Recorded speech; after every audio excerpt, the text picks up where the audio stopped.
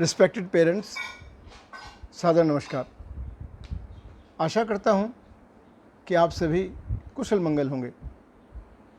ये भी मैं विश्वास करता हूँ कि कोरोना से आप सभी लोग बाहर रहे हैं और आगे भी आपके ऊपर इसका कोई असर नहीं होगा। रिस्पेक्टेड पेरेंट्स, नए सेशन का पहला क्वार्टर बीत चुका और सेकंड क्वार्टर का पहला महीना स्टार्ट हो चुका है। सिलेबस पूरे हो चुके और उस सिलेबस का एक टेस्ट भी हो गया है। लेकिन हैरान हूँ, बड़े विचार की बात है, क्या कारण है कि अभी तक आप लोगों ने बच्चों के एडमिशन संबंधित जो प्रोसेस है उसको बिल्कुल स्लो किया हुआ है। स्कूल अपना सुबह उठने से लेकर सोने तक पूरी टीम अपने काम पे लगी हुई है। हर संभव प्रयास किया जा रहा है कि बच्चों को किसी बात की कमी ना रहे, कोई चीज़ छूटे ना। क्लासेस की क्वालिटी को बढ़िया करने का प्रयास किया जा रहा है। जब रीडिंग कराते हैं हम, जब टीचर बच्चों को बोलती बेटा ओपन योर बुक्स, आप जान के हैरान हो जाएंगे कि बच्चों के पास बुक्स नहीं होती। वो बच्चे कहते सर बुक्स ली ही नहीं। तो मैं सभी पेरेंट्स को यह निवेदन भी कर दूं, बच्चों के लिए सबसे महत्वपूर्ण, सबसे प्यारा दोस्त, सबसे बढ़िया जो औजार है, इक्विपमेंट्स हैं, उसकी बुक्स हैं।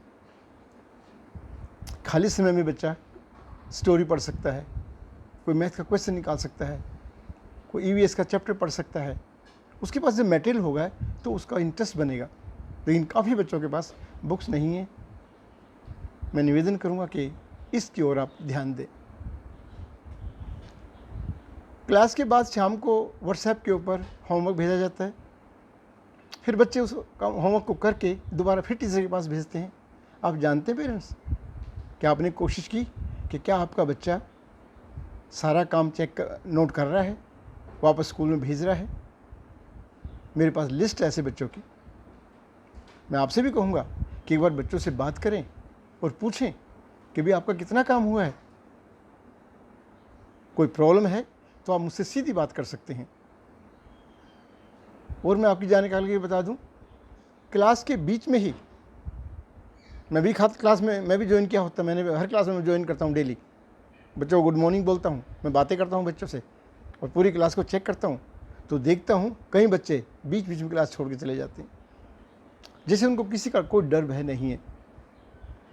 इसके लिए आपकी नज़र की सख्त ज़रूरत है।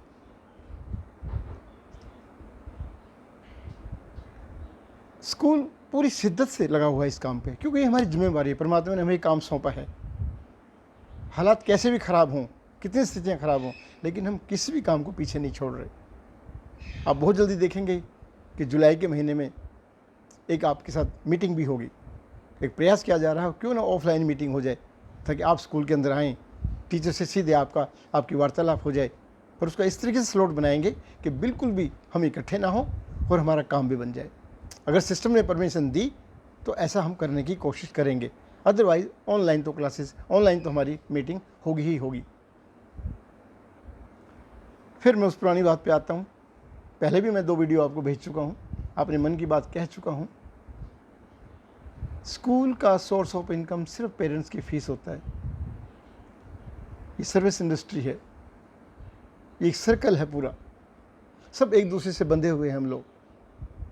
आपकी फ़ीस आती है, उससे सारा प्रोसेस आगे चलता है। 100 का स्टाफ है, सिक्योरिटी है, सैनिटेशन वाले लोग हैं, सफाई कर्मचारी हैं, और जिम्मेवारियाँ हैं स्कूल की, बिजली के बिल हैं, गवर्नमेंट की रिस्पॉन्सिबिलिटीज़ हैं। वो सारी उसी से ही घूमती हैं, उसी से काम चलता है सबका। मेरे पास कोई मशीन नहीं नोट छापने की, मेरे पास कोई पेड़ नहीं है जिससे मैं नोट तोड़ लूँ। आप ही हैं मेरे, आप ही वो मशीन है, आप ही वो पेड़ हैं। आपके माध्यम से ही व्यवस्था चलती है। जैसे पूरे देश की व्यवस्था टैक्स सिस्टम से चलती है, वही एक तरीका है। इस सर्कल को पूरा होना बहुत ज़रूरी है। मैं कौन से शब्दों में आपसे अपनी मन की बात कहूँ कि स्टाफ बहुत परेशान है, सैलरीज ठीक से नहीं हो पा रही, स्वीपर्स परेशान हैं। क्यों? कि आपने अपनी जिम्मेवारी का निर्वाह अभी तक नहीं किया। रीज़न पता नहीं, क्या मन में विचार है, क्या सोच रहे हैं आप? सबके पास मेरा नंबर है, मुझसे सीधी बात करें आप। जो मन में शक है, शुबा है, कोई है, तो हम मुझसे बात कर सकते हैं, हर चीज़ का हल है। मैं 1-2 बातें और आपसे शेयर कर दूं। पिछले साल जब मार्च के महीने में लॉकडाउन शुरू हुआ और नया सेशन अप्रैल में क्लासेस तो नहीं हो पाई, लेकिन 1-2 महीने बाद जब क्लासेस शुरू हुई, पूरा साल काम चलता रहा। सरकार ने आदेश किया कि आपको एनुअल चार्ज नहीं लेना, सिर्फ ट्यूशन फीस लेनी है। हमने ट्यूशन फीस ली क्योंकि सरकार से हम बाहर नहीं हैं, सरकार के हर आदेश का पालन किया जाता है। लेकिन उस पूरे साल के अंदर पूरे हिंदुस्तान में सभी स्कूलों की जो बड़ी बड़ी संस्थाएं हैं, एसोसिएशंस हैं, वो कोर्ट में अपने अधिकारों के लिए गई और साल भर ये लड़ाई चलती रही। और अब फाइनल नया सेशन शुरू होने के बाद अब सुप्रीम कोर्ट की इंस्ट्रक्शन आ चुकी हैं कि पेरेंट्स को पिछले साल का एनुअल चार्ज भी देना होगा, लेकिन उसमें 15% की कटौती कर दी गई है और उसकी किस्त बनाने के लिए कह दिया गया, पेरेंट्स जब रिक्वेस्ट करें तो उनकी किस्त बनाई जा सकती है। और इस साल के अंदर पेरेंट्स को सारे एक्सपेंस, सारे के सारे जो चार्जेस हैं, दे हैव टू पे। ये सुप्रीम कोर्ट की रूलिंग आ चुकी है। पिछले साल के लिए सुप्रीम कोर्ट की रूलिंग आ गई कि एनुअल चार्ज देना है, पर मैनेजमेंट ने प्लान किया, ये फैसला लिया कि जो कट हो गया, हम उसके बारे में बात नहीं करते। हमने आपको कोई डिमांड नहीं भेजी। लेकिन रिस्पेक्टेड पेरेंट्स, एक बात समझिए आप, पिछले साल की सिर्फ ट्यूशन फीस, बच्चे की मासिक फीस भी काफ़ी पेरेंट्स ने अभी तक भी पेंडिंग है। किसी की 2 महीने की, किसी की 3 महीने की, किसी की 4 महीने की, किसी की 5 महीने की। ऐसे भी पेरेंट्स हैं जिन्होंने पूरे साल का एक पैसा नहीं दिया। पैसा तो देना पड़ेगा, ये तो जिम्मेवारी है, ये पेरेंट्स की जिम्मेवारी है। कुछ पेरेंट्स कहते हैं भाई कुछ हो तो रहा नहीं। आप कल्पना कीजिए, जो इस टाइम 12th का रिजल्ट जा रहा है, जो 12th के बच्चे हैं जिनका एग्ज़ाम नहीं हुआ, उन्होंने 11th लॉकडाउन में किया, 12th लॉकडाउन में किया, ऑनलाइन का सारा काम हुआ। अगर ये काम ना हुआ होता तो 12th का रिजल्ट कैसे बनता? जो बच्चों ने पेपर दिए हैं वही मार्क्स तो भेज रहे हैं बोर्ड को, उसी के परसेंटेज से बच्चे का रिजल्ट बनेगा। 10th का रिजल्ट कैसे बना? 9th उन्होंने घर यहीं ऑनलाइन तो किया, 10th भी ऑनलाइन किया उन्होंने सारा। अगर ना पढ़े होते बच्चे, ना स्कूल आए होते, तो उनका काम कैसे बनता? तो सारा काम सिस्टम से चल रहा है। डियर पेरेंट्स, प्लीज़ अपना मन बदलिए, ट्राई टू अंडरस्टैंड। ये एक दूसरे का हाथ धोते हैं हम लोग, एक दूसरे की मदद करते हैं। ना मैं आप पे एहसान कर रहा, ना आप कर रहे हैं। हम मिलजुल के ही समाज चलता है, ऐसी दुनिया चलती है। ये हाथ, ये एक हाथ से अलग हो जाए तो ये दोनों हाथ किसी काम के नहीं, लेकिन जब ये जुड़ जाते हैं तो ये क्या बन जाते हैं? हमारा एक ही काम है, बच्चों के लिए बेस्ट करना। गलतियाँ मुझमें भी होती हैं, कमियाँ मुझमें भी हैं, ये कोई बड़ी बात नहीं कि मैं बिल्कुल कोई गलती नहीं है, कमियाँ होती हैं सबके अंदर। लेकिन प्लीज़ अपनी जिम्मेवारी को आप निभाइए।